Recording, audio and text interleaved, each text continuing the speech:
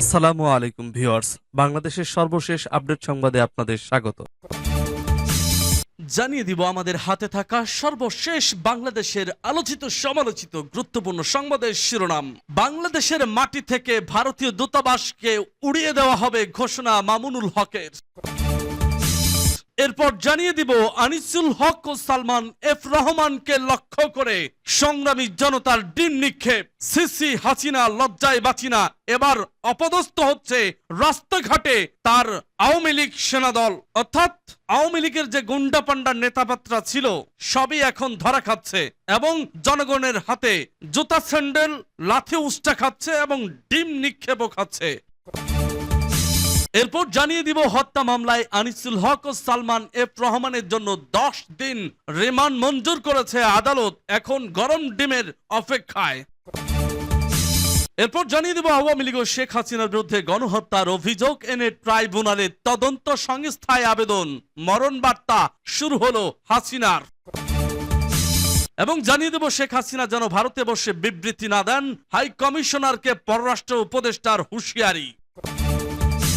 এরপর জানিয়ে দিব চাঞ্চল্যকর তথ্য ফাঁস, গুলি করলে মরে একটা বাকিতে যায় না স্যার। এদিকে জনপ্রতিনিধিরা লাপাত্তা, ভেঙে পড়েছে স্থানীয় সরকার ব্যবস্থা।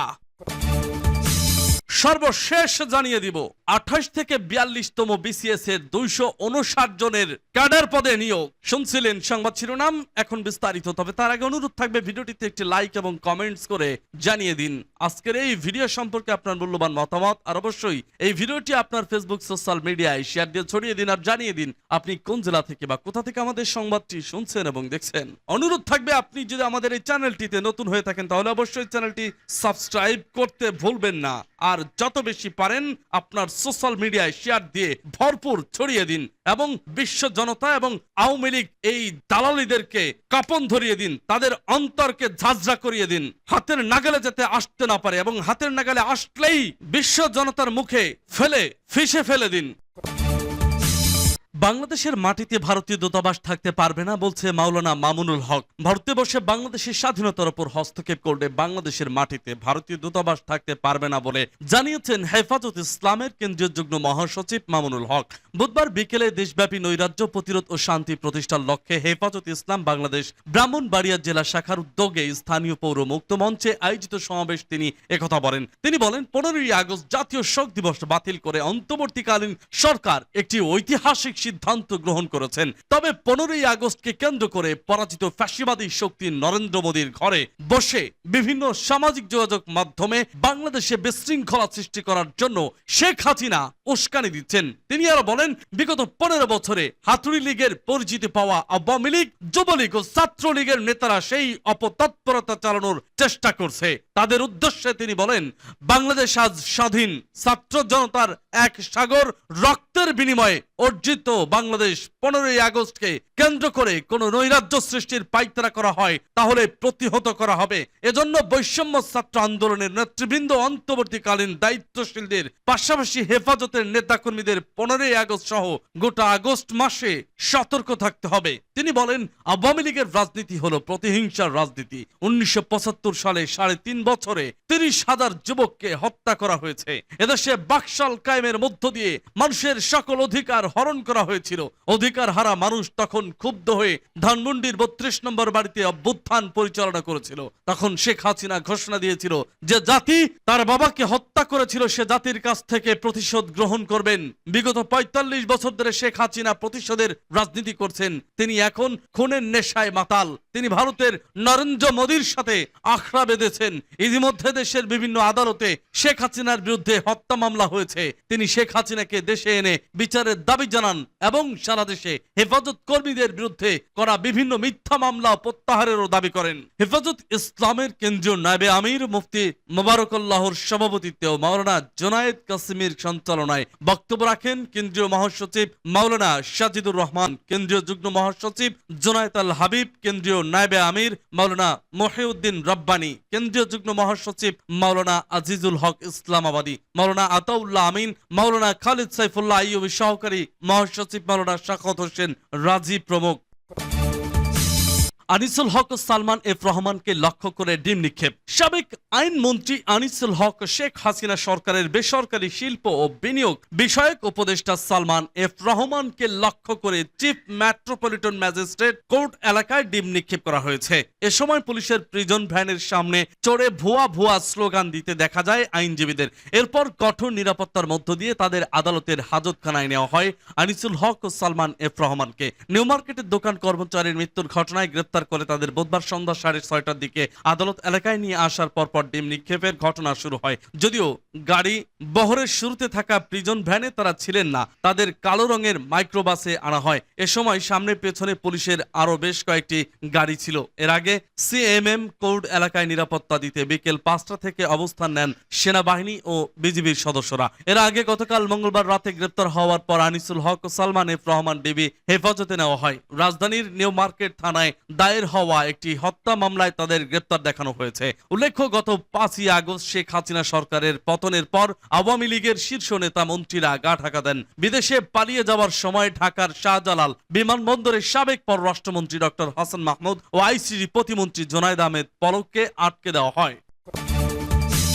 হত্যা মামলায় আনিসুল হক ও সালমান এফ রহমানের 10 দিন করে রিমান্ড মঞ্জুর। কোটা সংস্কার আন্দোলন ঘিরে সংঘর্ষে এক হকারের মৃত্যুর ঘটনায় হওয়া হত্যা মামলায় সাবেক আইনমন্ত্রী আনিসুল হক এবং সাবেক প্রধানমন্ত্রী শেখ হাসিনার উপদেষ্টা সালমান এফ রহমানের 10 দিন করে রিমান্ড মঞ্জুর করেছেন আদালত। ঢাকা মহানগর গোয়েন্দা পুলিশের আবেদনের পরিপ্রেক্ষিতে শুনানি নিয়ে ঢাকার চিফ মেট্রোপলিটন ম্যাজিস্ট্রেট আদালত আজ বুধবার সন্ধ্যার পর তাদের রিমান্ড মঞ্জুর করেন। সাবেক আইনমন্ত্রী আনিসুল হক এবং সাবেক প্রধানমন্ত্রী শেখ হাসিনার বেসরকারি শিল্প ও বিনিয়োগ বিষয়ক উপদেষ্টা সালমান এফ রহমানকে কড়া নিরাপত্তায় আজ সন্ধ্যা 6:30টায় আদালতে হাজির করা হয়। এ সময় আনিসুল হক ও সালমান এফ রহমানের বিচার চেয়ে ঢাকার সিএমএম আদালত চত্বরে বিএনপি পন্থী আইনজীবীরা মিছিল করেন। আদালতে সেনা ও বিজেপি সদস্যরা অবস্থান নেন। বৈষম্য বিরোধী ছাত্র আন্দোলনের কর্মসূচি চলাকালে গত 16 জুলাই ঢাকা কলেজের সামনে সংঘর্ষে 2 জন নিহত হন। তাদের একজন ঢাকা কলেজের শিক্ষার্থী সবুজ আলী এবং অন্যজন হকার মোহাম্মদ শাহজাহান। এ ঘটনায় নিউ মার্কেট থানায় 2টি হত্যা মামলা হয়েছে। এর মধ্যে শাহজাহান হত্যার ঘটনায় ইন্ধনদাতা হিসেবে আনিসুল হক ও সালমান এফ রহমানকে গ্রেপ্তার করা হয়। গতকাল মঙ্গলবার তাদের গ্রেপ্তারের তথ্য জানায় ঢাকা মহানগর পুলিশ।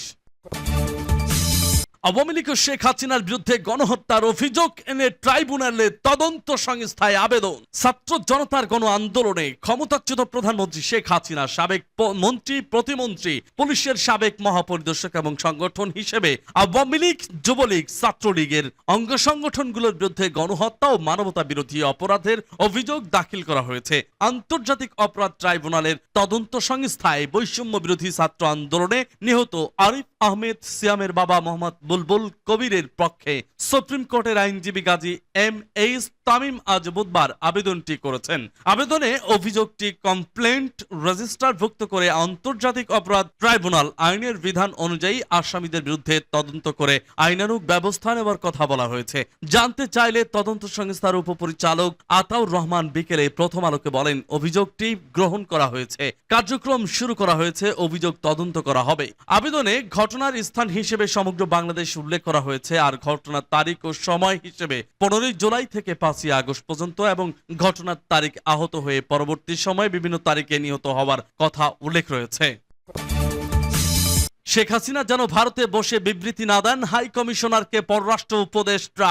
পালিয়ে গিয়ে ভারতে অবস্থানরত সাবেক প্রধানমন্ত্রী শেখ হাসিনা ভারতে বসে যেন বিবৃতি না দেন দেশটির হাই কমিশনারকে একথা জানিয়েছেন পররাষ্ট্র উপদেষ্টা এম তৌহিদ হোসেন। বুধবার বিকালে পররাষ্ট্র মন্ত্রণালয়ে ইউরোপীয় ইউনিয়ন, যুক্তরাষ্ট্র, যুক্তরাজ্য, চীন, ভারত ও সৌদি আরবের প্রতিনিধিদের সঙ্গে বৈঠক শেষে সাংবাদিকদের তিনি একথা বলেন। ভারতে বসে শেখ হাসিনা বিবৃতি দিলে সম্পর্কের ক্ষতি হবে বলে সে দেশের হাই কমিশনারকে জানানোর বিষয়ে পররাষ্ট্র উপদেষ্টা বলেন, আমি বলেছি এটা সম্পর্ক উন্নয়নে সহায়ক হবে না। এটা আমি তাকে বলেছি কারণ সরকারের অবস্থান এটাই। এটা নিয়ে তিনি কিছু বলেননি, তিনি বলতে পারেনও না। এটা সর্বোচ্চ পর্যায় থেকে সিদ্ধান্ত নিতে পারে, তিনি সেখানে সেটি জানাতে পারেন। তিনি বলেন, এই আলোচনার প্রেক্ষাপটটা হলো বাংলাদেশের সাবেক প্রধানমন্ত্রীর ছেলেকে নিয়ে আমি কোনো কথা বলিনি। শেখ হাসিনার নামে মামলা হয়েছে, তাকে ফেরানোর বিষয়ে বিষয়ে পররাষ্ট্র মন্ত্রণালয় কথা বলবে কিনা জানতে চাইলে তিনি বলেন, মামলা হলে তারা যদি বলে তাকে ফেরত আনতে হবে আমরা আনবো, না হলে পররাষ্ট্র মন্ত্রণালয়ের এ ব্যাপারে কিছু করার নেই। এটা দুটি মন্ত্রণালয়ে কাজ, একটি হলো স্বরাষ্ট্র ও আইন, তারা যেভাবে পরামর্শ দেবে সেভাবেই আমরা কাজ করব।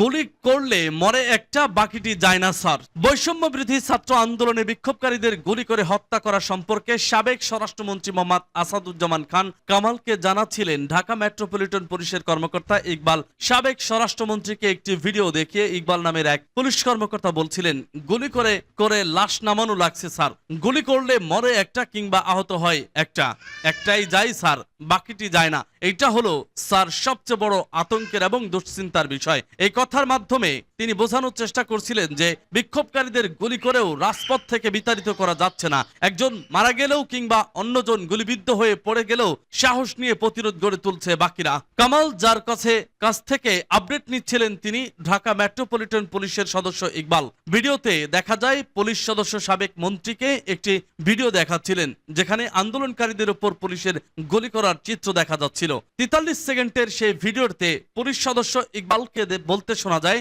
গুলি করে করে লাশ নামানো লাগছে স্যার, গুলি করে মরে একটা, আহত হয় একটা, একটাই যায় স্যার, বাকিটি যায় না। এটা হলো স্যার সবচেয়ে বড় আতঙ্কের এবং দুশ্চিন্তার বিষয়। উৎখাত হওয়া স্বরাষ্ট্রমন্ত্রী মনোযোগ দিয়ে সেই ভিডিও দেখছিলেন, কিছু একটা ভাবছিলেন।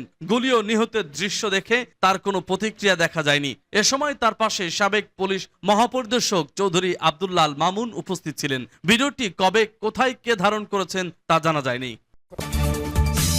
জনপ্রতিনিধিরা লাপাত্তা, ভেঙে পড়েছে স্থানীয় সরকার ব্যবস্থা। দেশের রাজনৈতিক পট পরিবর্তনের পর চট্টগ্রাম নগর 16টি উপজেলা ও ইউনিয়নগুলোর অধিকাংশ জনপ্রতিনিধি লাপাত্তা হয়ে গেছেন।